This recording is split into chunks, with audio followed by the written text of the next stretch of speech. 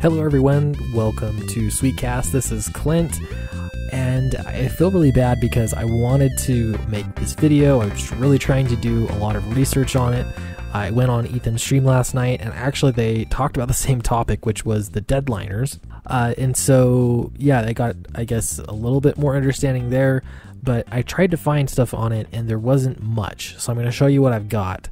So starting this off, though, I wanted to point out SJW Spider-Man essentially was taunting Ethan Van Sciver because he said that basically, well, we'll read what he said here. He said, "You are far easier, Ethan Van Sciver. Do you think you are tougher than a veteran?" And he's referring to your boy Zach. "He did tours in Iraq. You toured Toys R Us to find dolls to cut up while crying about Muppet babies. Do you think your boy is too soft? Thanks for admitting what I am doing has worked in the past." Okay, so, and of course he's gloating because he thinks that he took some kind of credit or he's won some kind of victory against diversity in comics, I guess because of the name change or because he's not on Twitter anymore. If these are the rules for this war, it doesn't make any sense to me how this could be seen as a victory. But of course he's got to do that because, you know, for whatever reason, whatever's motivating him, or whatever the dollar amount is that is motivating him to continue this, constant barrage of stalking. Really, he's got to prove that he's done something or that he's accomplishing something. Meanwhile, there's the Jawbreakers is coming out. There's going to be more books. Comicsgate is still, phase 2 is in full swing. So Ethan started dropping this name on Twitter, which is Deadliners, and a lot of people are saying it didn't exist.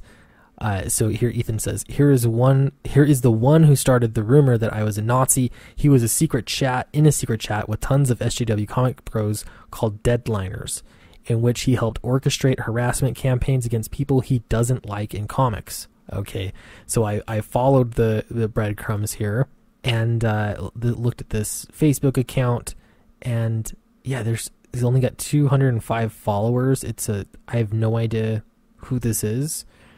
There's just not much of anything here, so it's hard for me to know what's going on.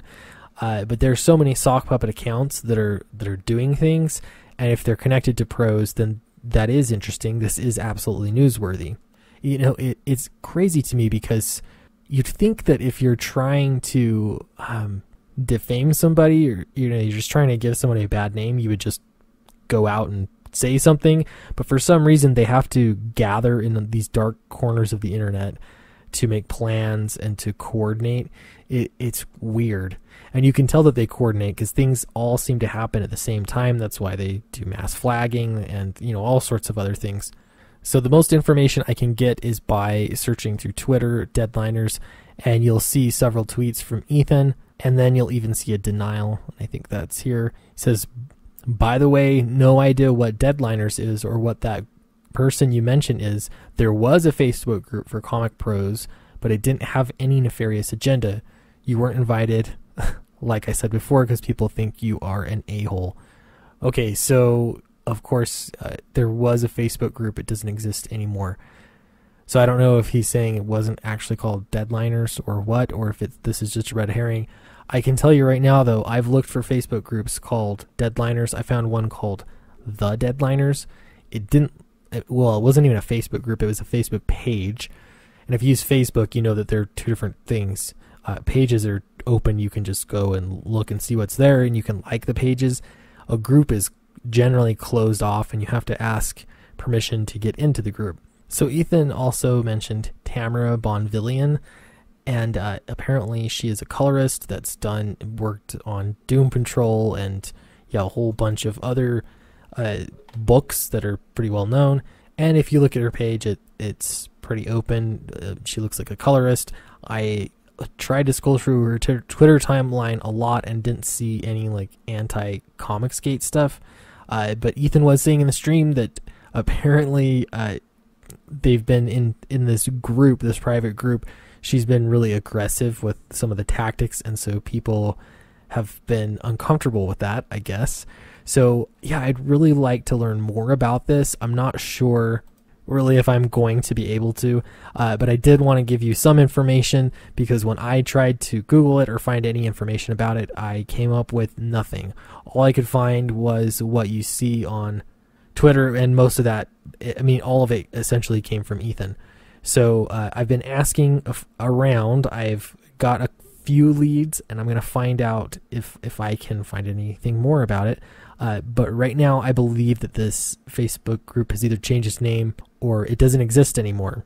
So let me know what you think in the comments below. Is this just following a conspiracy theory? Do you think that there's something to it? Where else do you think they might be coordinating? And what do you think is the next big plan? And if you haven't yet, I'm going to put the link in the description below so you can download my free ebook, All for Owen. I'm only going to have this up for probably a couple more days. You can download it, and then all I ask is that you join my mailing list so that you can hear about my new comic, Downcast. Thank you very much, and I will talk to you next time.